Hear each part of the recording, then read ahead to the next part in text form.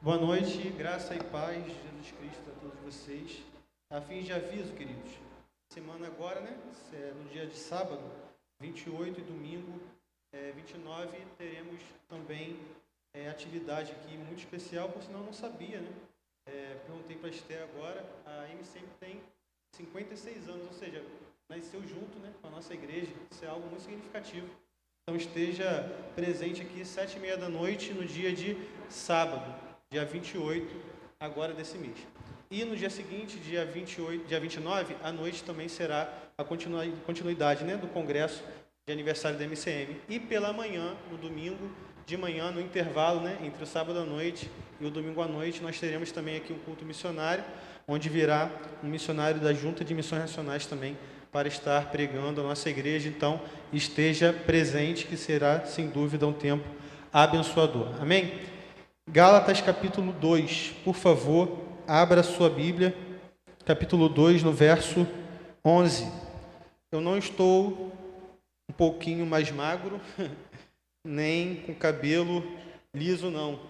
Na divulgação estava certo. Um amigo meu estaria aqui pregando, um seminarista lá do seminário, porém ele ficou totalmente sem voz de ontem para hoje, me mandou mensagem falando que não poderia vir. Eu falei que eu tenho que procurar ter amigos mais saudáveis, para não me colocar nessa situação mais, né? Mas foi isso. Hoje ele entrou em contato comigo logo pela manhã, aí em outro momento, né, oportuno, trarei aqui novamente. Ele é um seminarista muito especial, muito amigo nosso.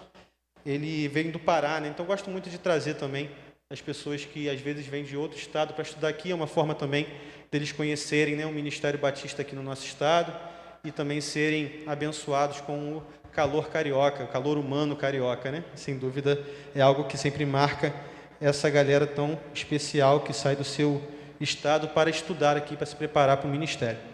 Gálatas capítulo 2, verso 14, diz assim a palavra do Senhor: Quando, porém, Pedro veio a Antioquia, enfrentei-o face a face por sua atitude condenável, pois antes de chegarem alguns da parte de Tiago, ele comia com os gentios. Quando, porém, eles chegaram, afastou-se e separou-se dos gentios, temendo os que eram da circuncisão. Os demais judeus também se uniram a ele nesta hipocrisia, de modo que até Barnabé se deixou levar. Quando vi que não estavam andando de acordo com a verdade do Evangelho, declarei a Pedro diante de todos: você é judeu, mas vive como gentio e não como judeu. Portanto, como pode obrigar gentios a viverem como judeus? Verso 15. Nós, judeus de nascimento, e não gentios pecadores, sabemos que ninguém é justificado pela prática da lei, mas mediante a fé em Jesus Cristo. Assim, nós também cremos que em Cristo Jesus, para sermos justificados pela fé em Cristo, e não pela prática da lei. Porque pela prática da lei ninguém será justificado. Se, porém, procurando ser justificados em Cristo, descobrimos que nós mesmos somos pecadores, será Cristo então o ministro do pecado? De modo algum. Se reconstruo o que destruí, provo que sou transgressor. Pois por meio da lei eu morri para a lei, a fim de viver para Deus. Fui crucificado com Cristo, assim já não sou eu quem vive, mas Cristo vive em mim. A vida que agora vivo no corpo, vivo-a pela fé no Filho de Deus, que me amou e se entregou por mim. Não anulo a graça de Deus, pois se a justiça vem pela lei, Cristo morreu inutilmente. Curva a sua cabeça, feche seus olhos, vamos orar. Deus, nós te agradecemos, ó Pai, porque nós temos aqui o momento dedicado a prestarmos, ó Deus, o culto que é devido ao Senhor. Eu te rogo, Pai, que o Senhor venha falar aos nossos corações nesta noite, onde já temos aqui, desde de manhã, prestado culto a Ti, agora à noite também, entoando louvores ao Teu nome, conscientes, Pai, que o Senhor fala ao nosso coração e a nós simplesmente é dado, Pai, o dever de glorificarmos a Ti com a nossa própria vida, Pai. Nós te agradecemos, Deus, porque aqui estamos como igreja reunida, Pai, para entoar louvores ao Senhor, cantarmos ao Senhor e sermos edificados na fé para entrarmos, ó Pai, adentrarmos a semana que chega com o coração cheio de fé e convicto de que o Senhor nos sustenta e nos guia para testemunharmos de Ti aonde estivermos. Obrigado, Deus, por tudo que o Senhor tem feito em nossas vidas, individualmente, familiarmente, Pai, e também como igreja reunida, como corpo de Cristo, Pai, essa igreja aqui reunida, Deus. Obrigado que as palavras, Pai, do meu lábio, o meditar do nosso coração, venha te agradar. Amém e amém. Queridos, essa carta, a carta aos irmãos da Galácia, é uma carta onde o apóstolo Paulo vai apresentar uma série de ensinamentos, onde, a partir desses ensinamentos, nós podemos compreender o que é uma vida verdadeiramente fundamentada na fé. Porque é nesta carta que ele vai explicar de modo mais intenso o que é a justificação pela fé. E o que é ser justificado? É ser declarado justo.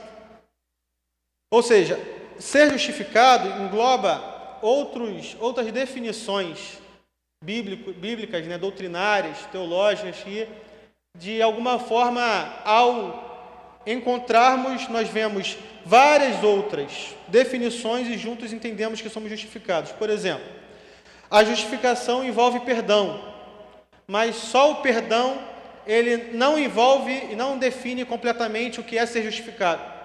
Por exemplo, se você pode entender que você foi perdoado por Deus e que não teve que acontecer nada para haver esse perdão.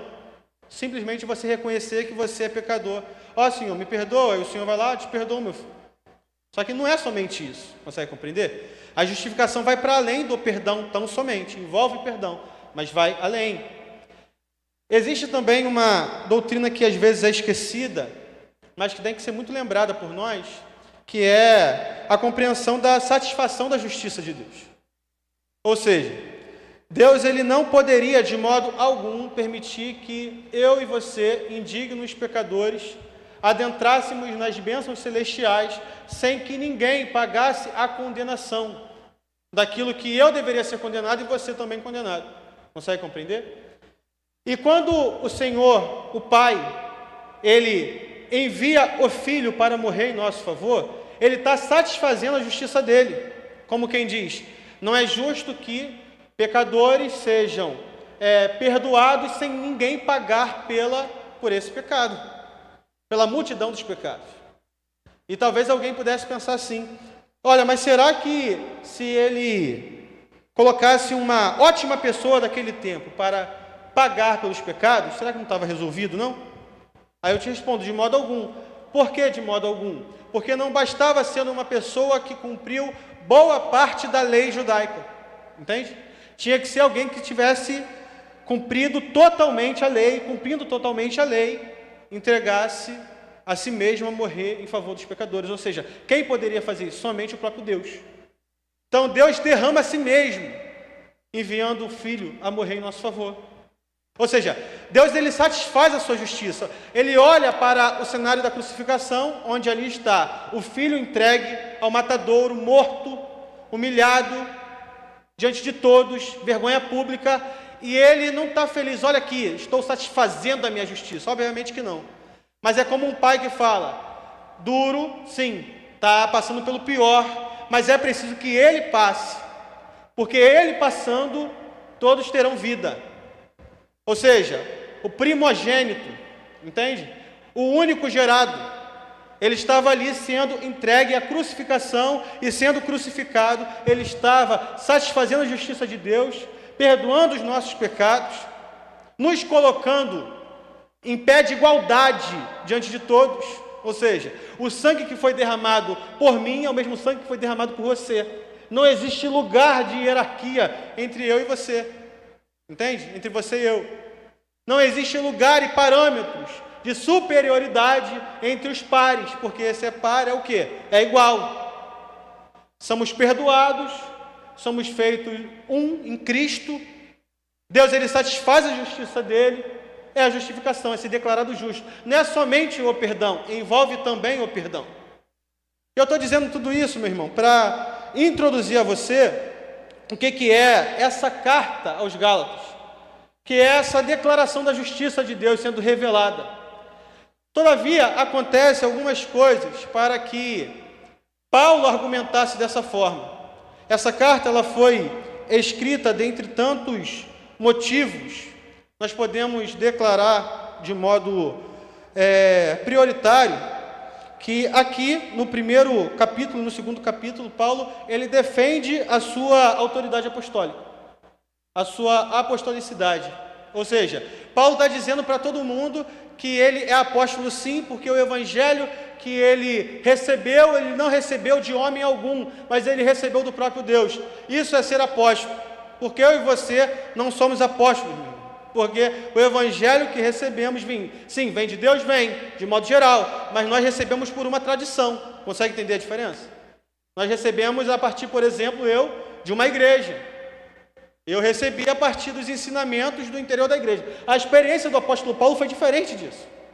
Ele estava na sua caminhada, indo a uma travessia, a uma jornada, e ele é surpreendido. O próprio Deus se manifesta diretamente a ele e muda os seus caminhos. Consegue entender?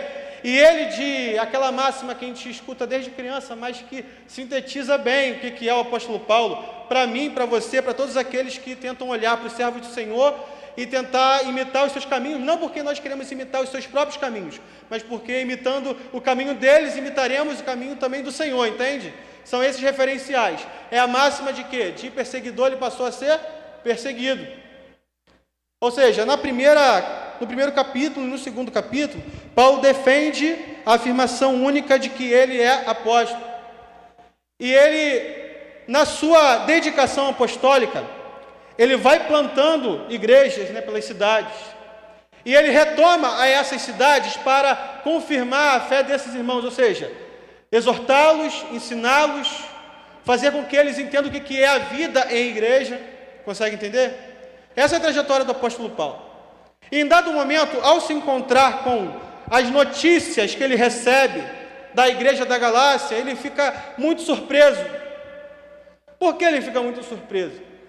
Você já se colocou na situação de olhar para alguém que um dia seguia Cristo junto com você, e a partir do momento que essa pessoa não está mais no interior da igreja, e você recebe essa notícia porque talvez, imagina, numa igreja que você já fez parte, você que não é nascido e criado aqui na igreja, você já foi de uma outra igreja, e você recebe a notícia de que um irmão muito piedoso, cheio de fé, uma irmã cheia de fé, não está mais no caminho do Senhor, e você fica surpreso com isso. Entende? Você fica bobo com isso, sem acreditar. O apóstolo Paulo, diante das maravilhas e da forma do que ele via a igreja da Galácia, os Gálatas, se convertendo ao Senhor, quando ele recebe essa notícia, o que ele diz está aqui no verso 6 do capítulo 1. Admiro-me de que vocês estejam abandonando tão rapidamente aquele que os chamou pela graça de Cristo para seguirem outro evangelho. E essa parte é magnífica, porque Paulo, tão inteligente, tão profundo nas suas palavras, ele vai continuar o seguinte, olha, que na realidade não é o evangelho. Vocês estão abandonando o evangelho para seguir um outro evangelho. Ops! Na verdade não tem outro evangelho. Entende? Como quem diz, você está lendo e você seguiu um outro evangelho. E você pensa assim, opa, tem um outro evangelho? O apóstolo Paulo complementa. Na verdade não é outro. Não existe outro evangelho. Não existe outra proposta de vida no evangelho, senão no próprio evangelho de Jesus, que não há outro evangelho.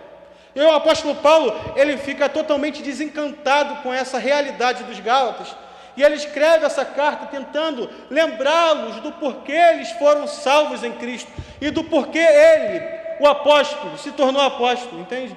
Porque ele, de perseguidor, se tornou perseguido, o porquê ele tomou uma nova dimensão da vida, e tudo que envolvia a trajetória dele, fazia com que ele fosse sim um apóstolo do Senhor. E no capítulo 1 e no capítulo 2 ele vai afirmar isso em uma parte muito categórica aqui, que é muito importante de frisarmos, está no capítulo 2, no verso 1 que está escrito: 14 anos depois subi novamente a Jerusalém, dessa vez com Barnabé, levando também Tito comigo. E no versículo 18 do capítulo 1 também, olha aqui: depois de 3 anos subi a Jerusalém para conhecer Pedro pessoalmente, e estive com ele 15 dias. O apóstolo Paulo está dizendo que o evangelho que ele recebeu vem do próprio Deus e que ele não foi pedir permissão aos apóstolos, outros, ou seja, resumidamente, Pedro, João e Tiago, tidos colunas da igreja, não foi pedir permissão para eles para que ele pudesse ser um apóstolo, porque ele é um apóstolo, e apóstolo que é apóstolo levantado pelo próprio Deus, não por outro apóstolo, entende? Por isso que a vocação apostólica, no que tange ao nome, a nomenclatura, ela se restringe a este tempo, o tempo bíblico, entende? Por isso que nós temos que ter muita resistência, né? Muita resistência às afirmações dos apóstolos que se levantam hoje, porque é algo que se restringe ao tempo bíblico, aquilo que é levantado pelo próprio Deus. E o apóstolo Paulo está dizendo, olha só, eu fui encontrar com eles, e depois desse tempo que eu estive com eles, depois de 3 anos, depois de 14, eu fui estar com eles novamente. E nós tivemos uma conversa.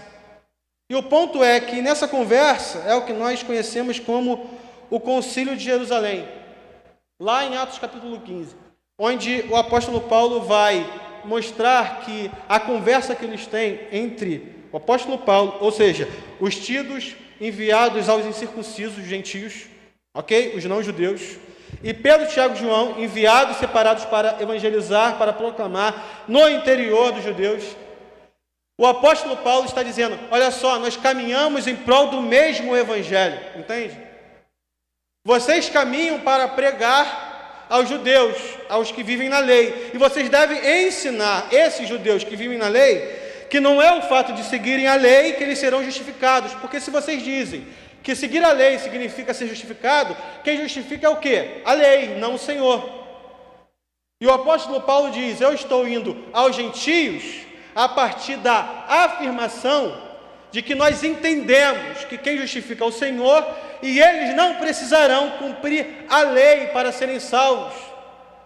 E acontece, meu irmão, uma situação muito deselegante aqui, porque depois dessa conversa, depois desse acordo, Pedro visita a esses irmãos e o que acontece está narrado no versículo 11, que diz o seguinte, quando porém Pedro veio a Antioquia, enfrentei-o face a face por sua atitude condenável, pois antes de chegarem alguns da parte de Tiago, ele comia com os gentios. Pedro sentava-se à mesa entre os gentios. E a partir do momento o que significa sentar à mesa? É comer o que está posto à mesa, comer o que gentio come, é fazer aquilo que gentio faz. É dizer que concorda, entende? Sentar à mesa significa mais ou menos isso. É um sinônimo de união, sentar à mesa. Não raras vezes ouvimos relatos, ou você é a própria personagem desse relato, onde há uma reconciliação, e essa reconciliação acontece aonde? Na mesa. É ou não é? É o sinônimo de paz, de que nós estamos aqui para nos acertar, para conversar e para acertar. O pastor Mauro tem só 30 anos de ministério. 31, né, pastor? 31 anos de ministério. Quantas vezes ele não deve ter presenciado situações de, à mesa com irmãos, ver reconciliação entre irmãos, é ou não é?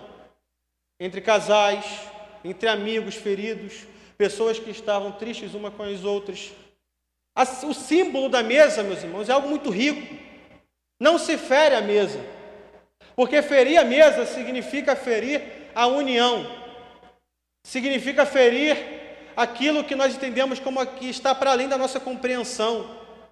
E quando Pedro, ele senta-se à mesa, está junto com aqueles irmãos, ele sai com os outros que se achegam, e o apóstolo Paulo fica totalmente incontrolável com aquela situação e repreende Pedro.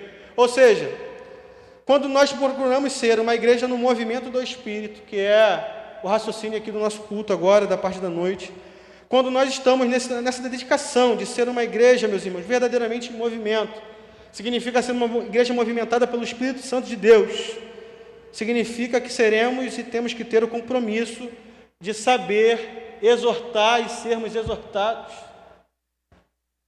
Significa que não dá para viver de qualquer jeito.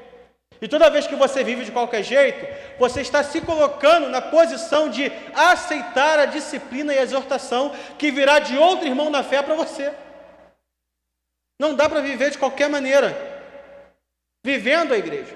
Viver a igreja pressupõe uma união tão constante, tão verdadeira, tão única, que a partir do momento que você de alguma forma pode ferir essa união, você se coloca na posição da exortação, e você deve ser exortado, não somente para o seu bem. A exortação não é para o seu bem porque você é bonitinho e legal. A exortação é em prol da união da igreja. Ninguém exorta o outro somente porque gosta do outro individualmente. O outro é exortado, o irmão, a irmã é exortada. Por quê? Para o bem da igreja.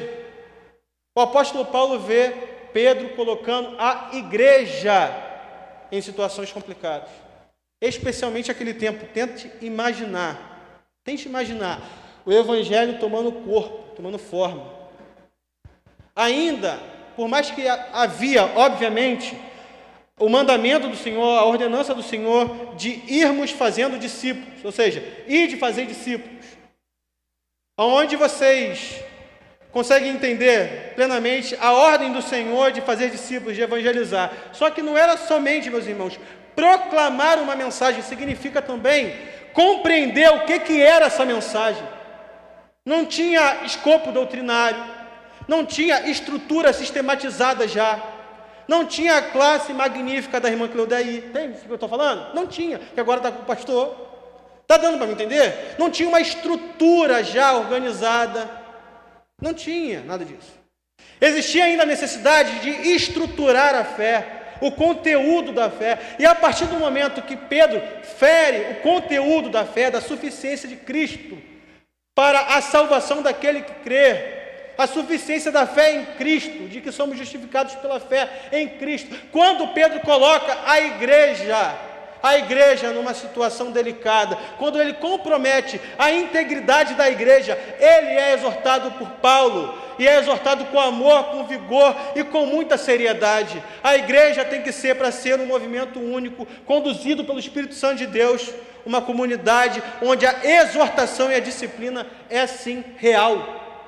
Não dá para querer viver a igreja e viver do seu bem ao prazer, da sua própria forma de viver, sem querer ser exortado. Isso é coisa de gente carnal. Ou você reconhece que você só quer estar aqui porque acha legal o ambiente, mas que você não é igreja. Você vai ser muito bem-vindo. Você vai ser muito amado aqui. Não tenho dúvidas disso. Mas se você quer ser igreja, você precisa reconhecer que você está colocando a sua própria vida, a sua própria trajetória, na condição, sim, de ser exortado quando for preciso, de ser disciplinado, de não ter milindres no meio dessas exortações. Para ser igreja, você precisa entender o que é exortação e disciplina. Pedro, e é tão interessante isso, né? Que o propósito do Senhor é tão belo, é a forma como ele constrói a história, é tão magnífica, que poderia ser qualquer outro, né? Paulo exortando. É logo Pedro. Logo Pedro, que é o porta-voz entre os discípulos, que é o líder mais enérgico de todos. Tanta gente, né? De menor escalão, digamos assim, para ser colocado nessa posição de ser exortado por Paulo. Não poderia ser outro, não. Um que estava chegando agora. Não poderia ser, não, um recém-convertido, não. Tinha que ser logo Pedro, para falar assim, qualquer um que se colocar nessa situação, meu irmão, não interessa, você vai ser exortado. Não tem essa. Porque mais importa a genuinidade da fé do que a sua e a minha vaidade. Porque quem se coloca na posição de ser exortado, deve ser exortado. Repare, por favor, também o que está escrito no versículo 14. Quando vi que não estavam andando de acordo com a verdade do Evangelho, declarei a Pedro diante de todos: você é judeu, mas vive como gentio, e não como judeu. Portanto, como pode obrigar gentios a viverem como judeus? Uma igreja espiritual, uma igreja no movimento do Espírito, ela tem que ser sempre, meus irmãos, uma comunidade que recusa a hipocrisia. Olha o versículo 14. Quando vi que não estavam andando de acordo com a verdade do Evangelho, declarei a Pedro diante de todos: você é judeu. O problema aqui reside na hipocrisia, que é, retomando aos evangelhos, o grande problema de Jesus com os fariseus. Ai de vocês, fariseus hipócritas. O problema de Jesus com os fariseus, a grosso modo, era a hipocrisia, da exigência que os fariseus faziam das pessoas viverem de uma forma e eles não cumprirem essa forma de viver.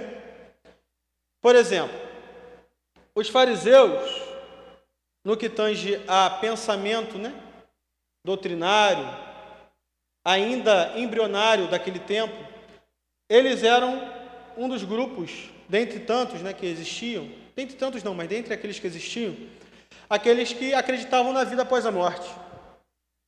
Algo que está de acordo com o pensamento cristão. Não no que tange ao pensamento de vida após a morte associado ao espiritismo, obviamente que não. Mas na realidade que existe uma vida após a morte. Entende? Os fariseus acreditavam nisso. Ou seja, talvez seria isso algum ponto comum de articulação entre o pensamento de Jesus com o pensamento dos fariseus.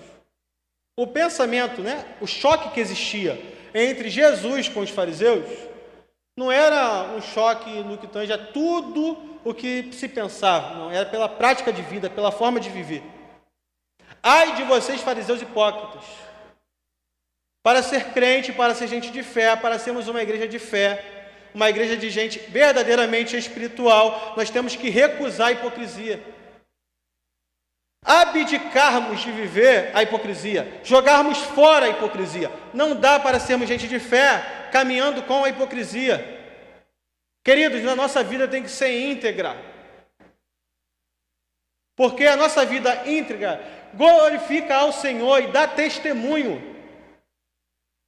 E eu vou além, quando nós não vivemos de modo íntegro, outros vão se levando pela nossa má conduta, e nós espalhamos o mau testemunho, onde esse mau testemunho não para em mim, vai para outros e vai se alastrando, e se torna normal a vida contrária ao bom testemunho, que é o que o texto vai dizer, de modo que até Barnabé se deixou levar, um homem de fé, um homem de Deus, viu a conduta equivocada de um outro homem de fé, o homem de Deus, e ele se deixou levar por essa conduta. A hipocrisia, a má conduta, ela lastra, ela se espalha. O mau testemunho, meus irmãos, é uma oposição à fé, de modo que não para em mim, vai para outros. É mau testemunho. Ah, mas Júnior, mas eu não tenho nenhum lugar de liderança na igreja. Ah, Júnior, eu não tenho nenhuma posição assim muito séria na igreja.